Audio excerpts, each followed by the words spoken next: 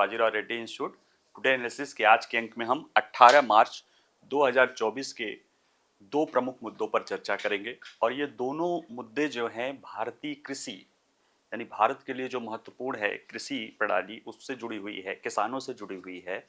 और अगर हम यूपीएससी की, चूंकि हम यूपीएससी की तैयारी कर रहे हैं या कर रहे हैं, तो उसमें ये आम लोगों के लिए भी जानना समझना जरूरी है और यूपीएससी की तैयारी करने वालों के लिए बहुत महत्वपूर्ण है, क्योंकि हमारा जो, अगर देखा जाए, इकोनॉमिक इंडियन इकोनॉमी वाला जो पेपर 3 में मेंस में सब्जेक्ट है, जो सिलेबस है, उसमें बहुत बड़ा हिस्सा जो है कृषि और एलाइड सेक्टर से जुड़ा हुआ है। उनके प्रोसेसिंग, उनके एक्सपोर्ट, सीड, उन्नयन, है ना, और क्या किया जा सकता है भारतीय कृषि को लेकर। तो उससे दो इसमें जुड़े टॉपिक हैं। पहला जो है वो एक, आज के इंडियन एक्सप्रेस में एक प्रोफेसर अशोक गुलाटी हैं, जो काफ़ी सीनियर जो है अर्थशास्त्री हैं।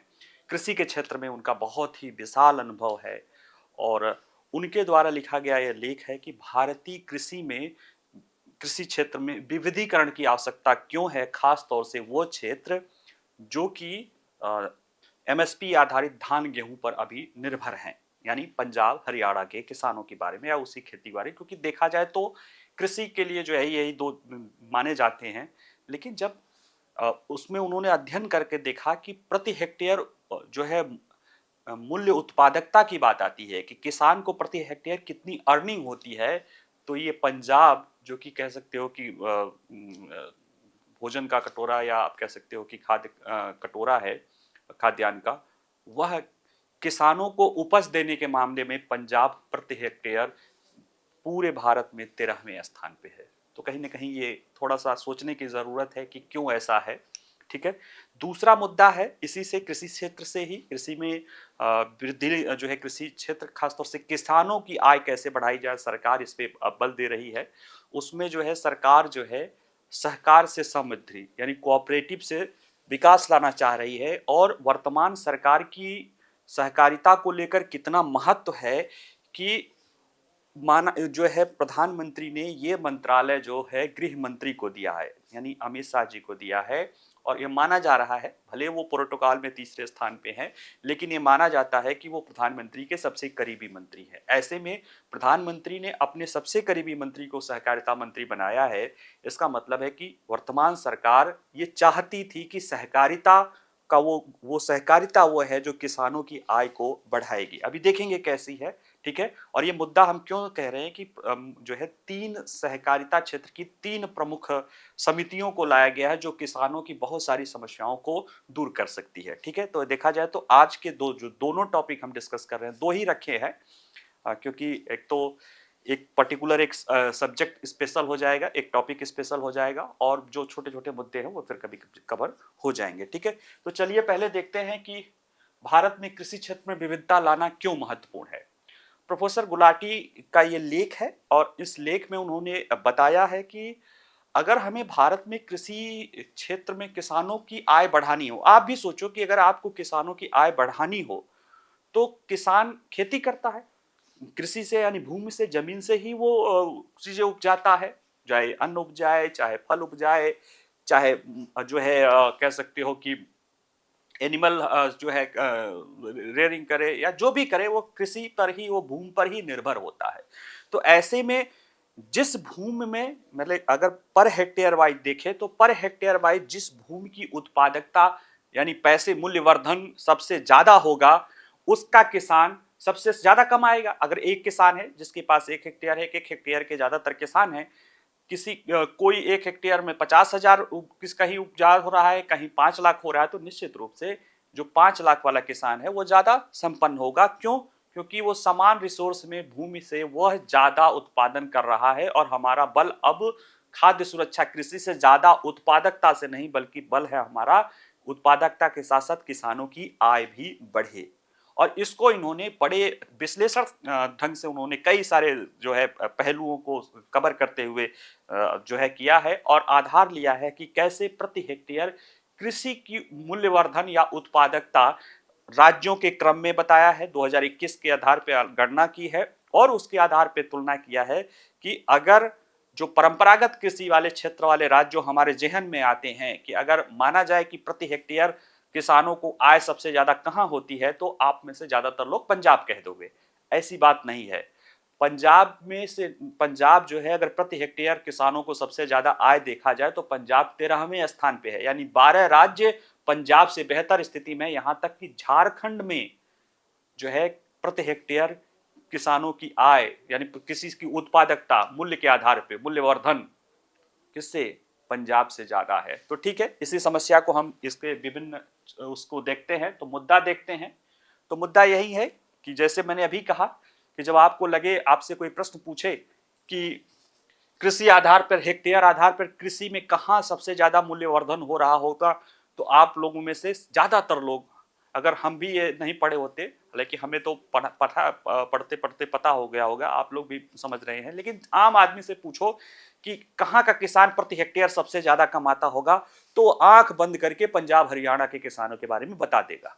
जबकि अगर देखा जाए कि पंजाब, जो निश्चित रूप से आपका खाद्यान्न का कटोरा है, मानना पड़ेगा, इसमें कोई दो नहीं, और पंजाब ने अपनी भारत की खाद्य सुरक्षा में महत्वपूर्ण भूमिका अदा की है, लेकिन आज वहां का किसान प्रति हेक्टेयर उत्पादन के उसमें जो है पूरे भारत में 13वें स्थान पे है, और कई सारे जिनको हम गरीब राज्य मानते हैं, वहां के किसानों की प्रति हेक्टेयर उत्पादकता पंजाब के किसानों से ज्यादा है।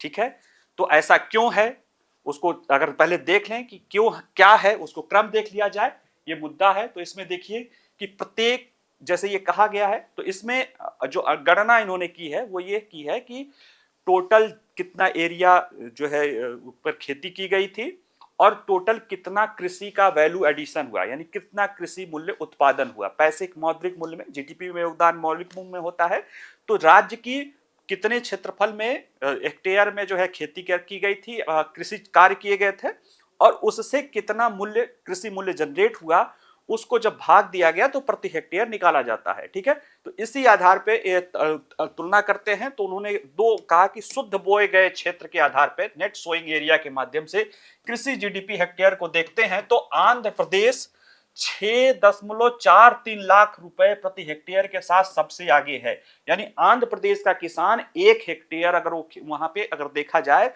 तो आंध्र प्रदेश का किसान 1 हेक्टेयर में भूमि क्षेत्र पर वो 6,43,000 रुपए कमाता है।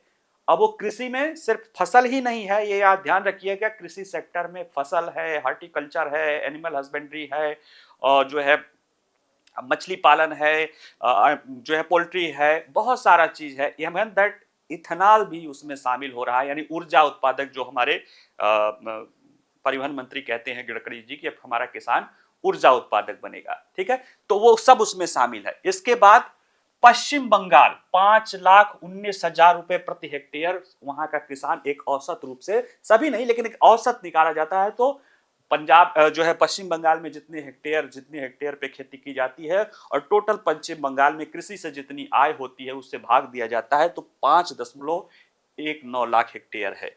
इसके बाद ये दूसरे स्थान पे तमिलनाडु 5,14,000 के साथ तीसरे स्थान पे है, और पंजाब 3,71,000 रुपए प्रति हेक्टेयर के साथ 13वें स्थान पे है, जबकि झारखंड भी 4,41,000 प्रति हेक्टेयर के आधार पे जो है ये पंजाब से कहीं आगे है।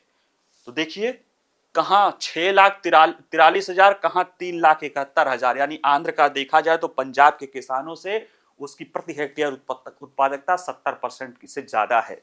पश्चिम बंगाल में देखा जाए तो 40% ज्यादा है, तमिलनाडु में देखा जाए तो 39% ज्यादा है। यानी कि अगर एक ही किसान, एक व्यक्ति हो जिसके पास 1 हेक्टेयर खेती वो पंजाब में कर रहा हो, जो अभी पंजाब में खेती हो रही हो, एक एवरेज माना जाता है, पश्चिम बंगाल में कर रहा हो, तमिलनाडु में कर रहा हो, आंध्र प्रदेश में कर रहा हो, तो आंध्र प्रदेश वाला कमाएगा 6,43,000 रुपए, और पंजाब वाला कमा रहा है 3,71,000 रुपए।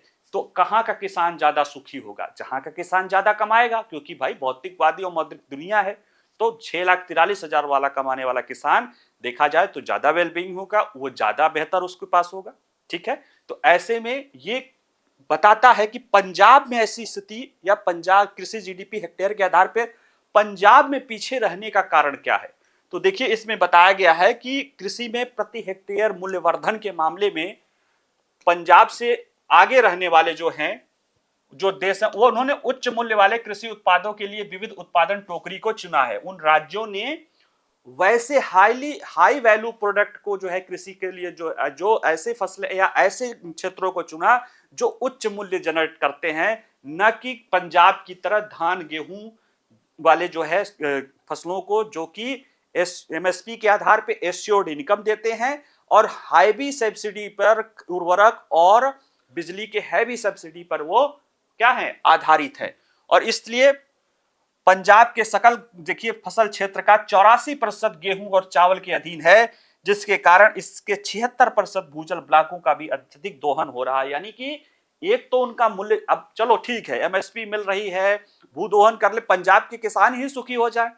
वो 3,71,000 हेक्टेयर प्रति हेक्टेयर कमा रहे हैं और जो है आंध्र प्रदेश में 6,43,000, वेस्ट बंगाल में, झारखंड में 4,41,000 कमा रहे हैं। तो कहीं ना कहीं इस पे बदलने की बात है। यही बात ये कह रहे हैं कि ये जो चीजें हैं कि हमें अब ध्यान रखना पड़ेगा कि हमें अगर किसानों की आय बढ़ानी है तो किसानों को उच्च मूल्य वाले जो भी फसल है या जो भी कृषि कार्य है, एक्टिविटीज है, उनको करना पड़ेगा ताकि प्रति हेक्टेयर मूल्यवर्धन को बढ़ाया जा सके।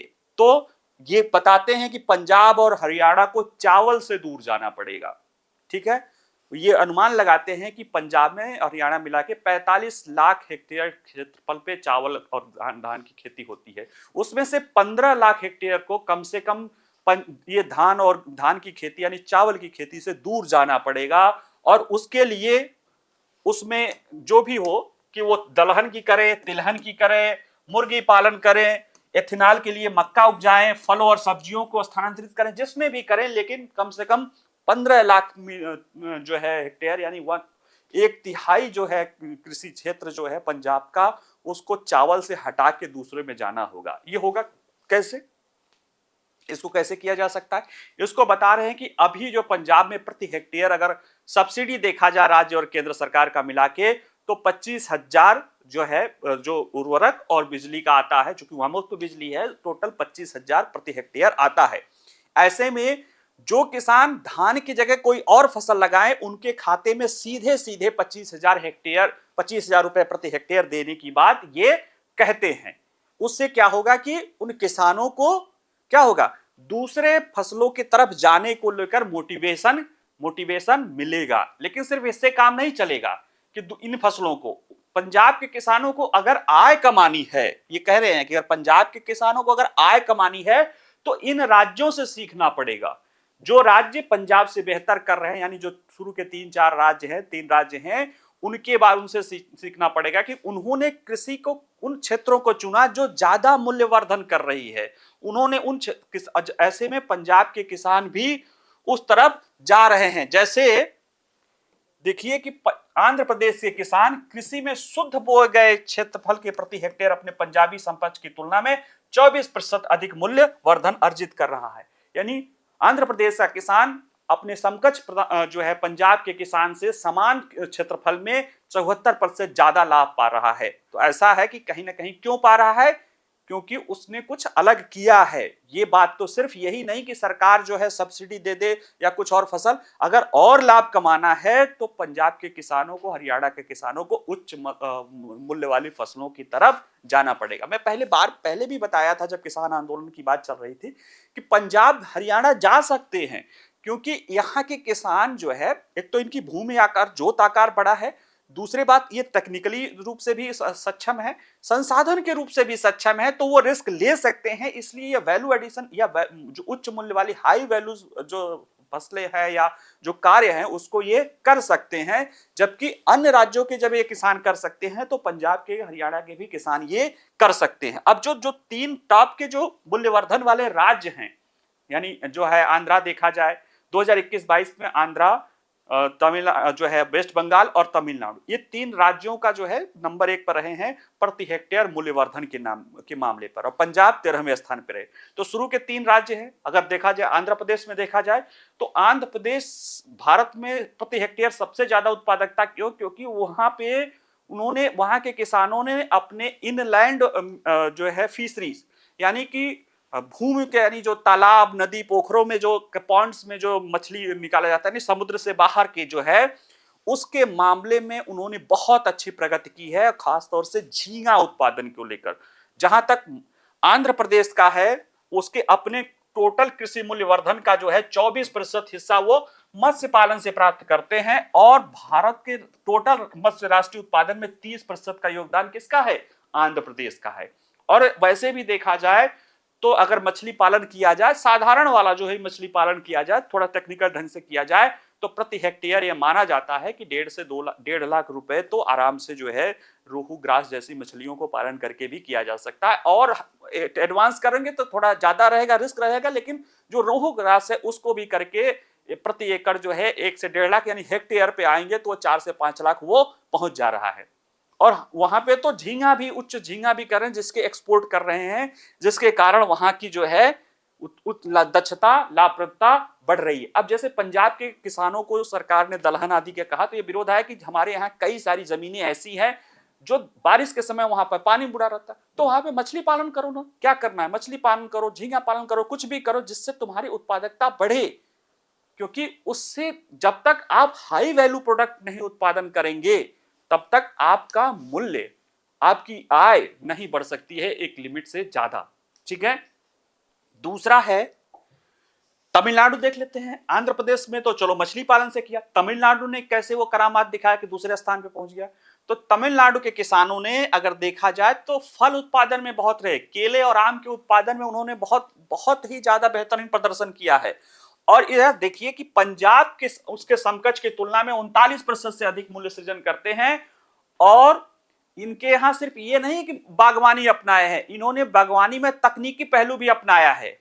High density, ultra high density इन्होंने ये लोग जो है आम की फसलें उपजा रहे हैं, जहां पे सामान्य तौर से 25 बाई 25 के आधार पे 1 हेक्टेयर में 40 फसल पेड़ आते हैं।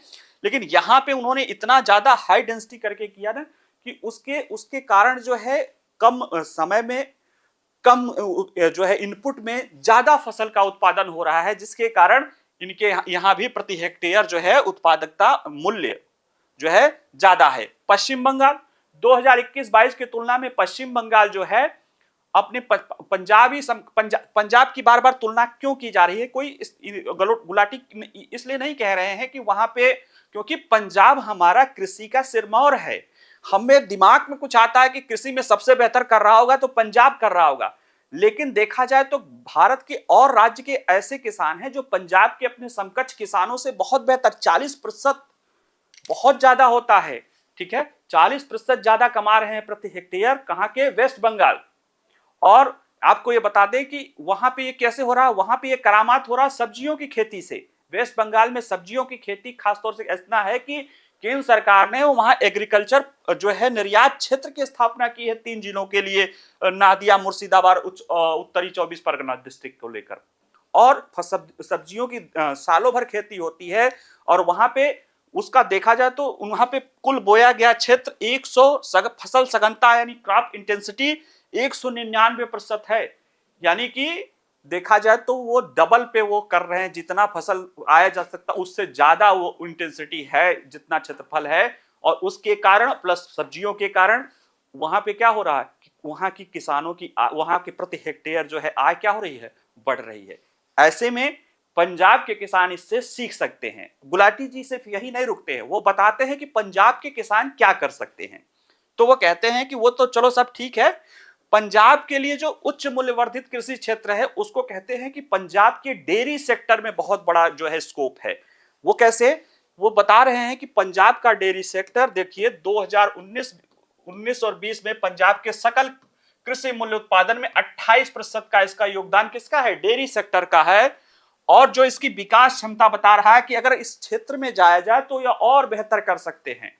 और सिर्फ ये देश में जैसे पनीर है और बहुत सारे दूध के सामान हैं, और जैसे अमूल ने किया, इस तरह से अगर वहां पे चीजें की जा सके तो न केवल भारत में बल्कि निर्यात में भी पंजाब के किसान जो है दुग्ध क्षेत्र में जो है वो बहुत बड़ा वो कर सकते हैं। तो उस क्षेत्र को ये कह रहे हैं कि वो मूल्यवर्धित, पंजाब के लिए भारतीय निर्यात बाजारों से पनीर से लेकर चॉकलेट तक मूल्यवर्धित प्रसंस्करण में उतरकर अपनी मौजूदा डेयरी ताकत का लाभ उठाने का एक सुनहरा अवसर प्रस्तुत करता है।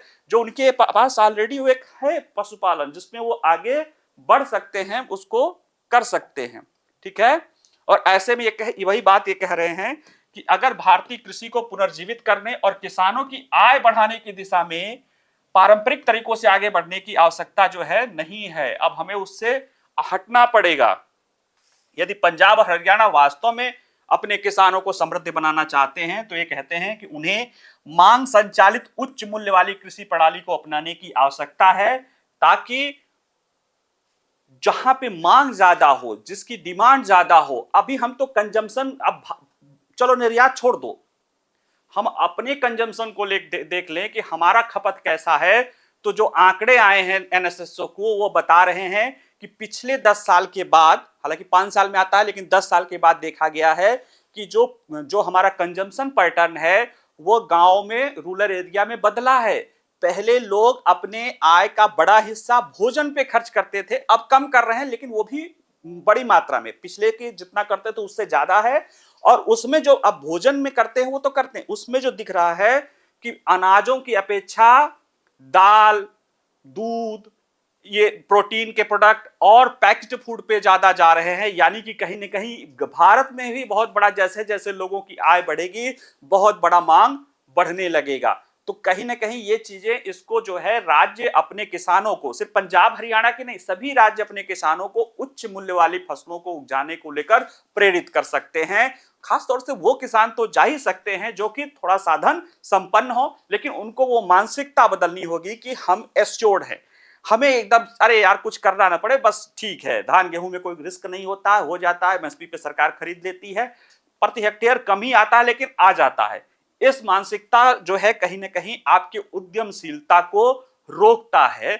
और ये एक कहा जाता है, अगर आप लोग इथिक्स में पढ़े होंगे, जैसे पंजाब के किसान की बात नहीं कर रहा हूं, पूरे भारत को लोगों की, जैसे आज हम हैं, हम मतलब चलो हम तो एक क्षेत्र में हैं, जैसे आप बच्चे हो, कोई बच्चा कहे मैं बिजनेस करना चाहता हूं तो उसको गार्जियन डांटेगा, और कोई कहेगा मैं तो नौकरी करना चाहता हूं और उसमें भी सरकारी, तो कहेगा हाँ बहुत होनहार बच्चा है, क्योंकि यह सिक्योर्ड फ्यूचर तलाश रहा है। लेकिन सिक्योर्ड फ्यूचर की एक सीमा होती है, उसमें बहुत ज्यादा ग्रोथ नहीं होती। अगर आपको बहुत ज्यादा ग्रोथ चाहिए तो आपको रिस्क लेना पड़ेगा। ठीक है, तो ये रही। अब अगला हम देखते हैं कि अगला न्यूज भी कृषि क्षेत्र से ही है और ये भी किसानों से आय बढ़ाने के लिए है, और ये सरकार की पहल है। सरकार किसानों की आय बढ़ाने के लिए सहकार से समृद्धि लाना चाहती है। सहकारिता के द्वारा जो है किसानों की आय बढ़ाई जा सके। अब देखिए किसानों की आय कैसे बढ़ाई जा सकती है, अगर आप सोच के देखिए, पिछला चलो गुलाटी साहब का छोड़ दिया जाए, उसको तो आप समझ सकते हैं, लेकिन फिर भी किसान जो फसल उत्पादन करता है, एक तो उत्पादकता बढ़े, दूसरे उसका उचित मूल्य मिले। अब उत्पादकता बढ़े और उचित मूल्य मिले, इसके बीच में यानी उत्पादन कर लिया और उसका जो मूल्य मिल रहा है, यानी देखा जाए कि जो किसान हमें पा रहा है, जैसे सब्जी का किसान है या कोई भी हो, किसी भी किसान, चलो धान गेहूं तो एमएसपी पे है, लेकिन जो सब्जी की खेती है और जो खेती है जो एमएसपी जिस पे नहीं होती है, उसमें देखोगे जो किसान को मूल्य मिलता है और जो हम आम उपभोक्ता चुकाता है, उसमें बहुत अंतर रहता है। 10 रुपए किलो अगर वो कोई चीज बिक रही है, मान ली कोई सब्जी किसान बेच रहा है, तो मार्केट में कम से कम 50 रुपए प्रति किलोग्राम बिक रहा है। ये 4 से 5 गुना जो अंतर है, ये कौन खा रहा है? ये बहुत सारे बीच में बहुत सारे लोग हैं जो खा रहे हैं। इसका ठीक है, बिजनेस करें, लोग खाएं, कोई बात नहीं है, 10 रुपए की चीज 40 में बेचो, खाएं, लेकिन उसका किसान को क्या फायदा मिला? कोई फायदा नहीं मिला। कैसे मिलेगा? अब या तो बीच के लेयर को कम किया जाए, यानी बड़े प्लेयर आए, जो बड़े प्लेयर आते हैं तो क्या करते हैं, बीच के चीज कम को करके किसान को भी ठीक ठाक रेट दे और लोगों को भी सस्ता दे। लेकिन उसका फिर विरोध है या उसमें कई सारी समस्याएं हैं, उसमें निजी क्षेत्र के लाभ शामिल आते हैं। तो सरकार क्या चाह रही है कि इसी जो 10 का 50 का अंतर है, एक मतलब एक हाइपोथेटिकल है कि 10 रुपए की चीज जो मार्केट में 50 की बिकती है और किसान को 10 रुपए मिलता है, ये 40 रुपए में अगर किसान भी भागीदार हो जाए उसके लाभ में, जितना ज्यादा हो जाए, हम अगर सरकार की तो इच्छा ये है कि ये 50 रुपए ही किसान को मिल जाए, और उसमें न भी मिले तो 30 40 50 से लेके जो 10 के बीच का जितना अंतर पाट सके उतना ही किसानों की आय बढ़ाएगी। अगर 10 रुपए की जगह 20 रुपए मिलने लगे तो किसानों की आय दुगनी हो गई ना, 30 रुपए मिलेगी तो 3 गुनी हो गई उसी फसल से। ठीक है, जिस फसल को अभी बेच रहा है 10 रुपए मिल रहा है, अगर उसका 20 रुपए मिलने लगे तो दोगुना हो गया, 30 रुपए मिल गए तो तिगुना हो गया, 50 मिले तो 5 गुना हो जाएगा। तो इस अंतर को कैसे पाटेगा? एक तो या तो निजी क्षेत्र को लाया जाए और ई मार्केटिंग, ई मंडी, वो सब तो चल रहा है, लेकिन सरकार को लगता है कि सहकारिता वो क्षेत्र है जिसमें बड़ा वो है। सहकारिता क्या है? वो एक सोसाइटी होती है जो किसानों, वो एक सोसाइटी जो किसानों से ही मिलकर, या जिसके लिए भी है, अगर कृषि सेक्टर की सहकारिता देखें तो एक किसानों की जो है पार्टनरशिप में, या उसको कह सकते हो स्टेक होल्डरशिप में, एक सोसाइटी होती है जो क्या करती है कि वो किसान के उपज को जो है क्या, हाँ, मार्केट में बेचती है, कमर्शियल उसको जो है ले जाती, जैसे जो आम लोग खरीदते हैं वो जो है हमारी सहकारी समितियां वो काम करती हैं, किसानों को ऋण देती है सस्ते में, ये सारे कार्य करती है, और जो उसका फायदा होता है उसका हिस्सा किसान को मिलता है। यानी 10 रुपए, अगर मान लिया जैसे अभी जो चल रहा है उसमें अगर कोई कोऑपरेटिव सोसाइटी आएगी तो पहले तो वो किसानों से अच्छे दर पे खरीदेगी, बाय द वे, चलो अच्छे, मान लिया 20 रुपए 30 रुपए किलो खरीद ली, 50 में बिक रहा है तो 20 रुपया उसको प्रॉफिट हुआ।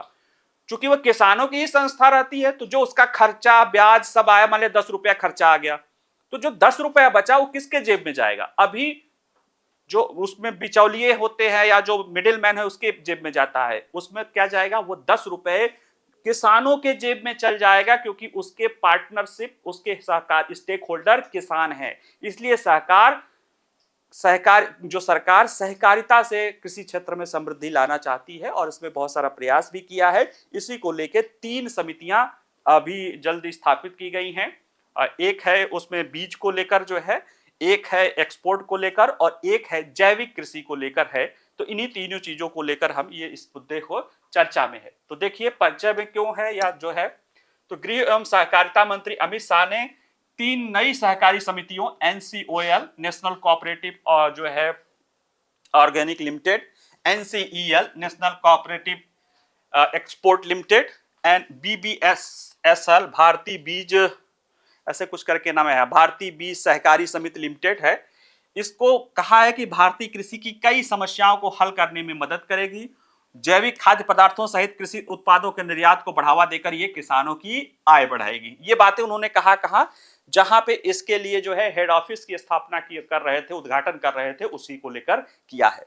देखिए सरकार सहकारिता को कितना महत्व देती है, अगर देखा जाए तो प्रधानमंत्री के जो सबसे करीबी मंत्री हैं, जो भारत के गृह मंत्री भी हैं, उन्हीं के पास जब नया सहकारिता मंत्रालय सरकार बनाती है तो उनको देती है, ताकि सहकारिता क्षेत्र में जो प्रशासनिक अड़चन है उसको दूर कर लिया जा सके, उसमें अड़चन न आए। क्योंकि सबको पता है कि जो ये मंत्री हैं ये प्रधानमंत्री के बहुत निकटस्थ हैं, इसलिए जो अनवांटेड अड़चन है उसको दूर किया जा सकता है सहकारिता क्षेत्र को, विकास को बढ़ावा देने में। ठीक है, देखते हैं कि ये जो समितियां हैं इनका जो गठन हुआ है वह बहुराज्य सहकारी समिति अधिनियम 2002 के तहत पंजीकृत किया गया है, और सभी स्तर की समितियां, जिला से राष्ट्रीय ग्रामीण स्तर की समितियां, इन तीनों समितियों में से प्रत्येक जो गतिविधियों में रुचि रख सकती हैं उसके सदस्य बन सकती हैं। और देखा जाए तो इन समितियों के बारे में थोड़ा तो जो है नेशनल कोऑपरेटिव एक्सपोर्ट लिमिटेड, ये राष्ट्रीय स्तर की कृषि निर्यात को बढ़ावा देने की एक जो है सहकारी समिति है।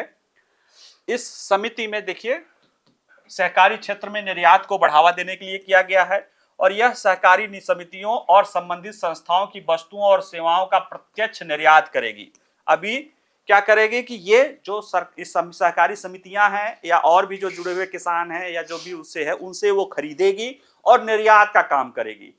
देखिए निजी क्षेत्र भी ये काम करेगा, कर सकता है, सरकारी क्षेत्र भी एपडा करता है। सहकारी में और सरकारी में अंतर क्या है? सरकारी में वो चीजें सब कुछ क्या होता है, एक्सचेकर के थ्रू आता है और फिर वो सबका हो जाता है। सहकारी में जो उसके स्टेक होल्डर हैं, जैसे कृषि क्षेत्र की है तो इसके फायदे वो जो जितने उससे जुड़े हुए लोग होंगे उसको मिलेगा, और जो निजी क्षेत्र है उसका लाभ उनके शेयर होल्डर्स को मिलता है। तो इसके शेयर होल्डर सहकारी के कौन हो जाते हैं? किसान हो जाते हैं, किसान की समितियां हो जाती हैं, तो अंततः किसान को ही फायदा मिलता है। ठीक है। और इसके जो लायन, इसके जो प्रमोटर्स हैं एनसीईएल है, जो पहले से ही प्रमुख जो है कृषि संस्थाएं हैं वो हैं, जैसे गुजरात सहकारी दुग्ध विपणन महासंघ लिमिटेड, अमूल इसी से इसका ब्रांड है। भारतीय किसान उर्वरक सहकारी लिमिटेड, इफको जो है फेमस कंपनी है सहकारिता की।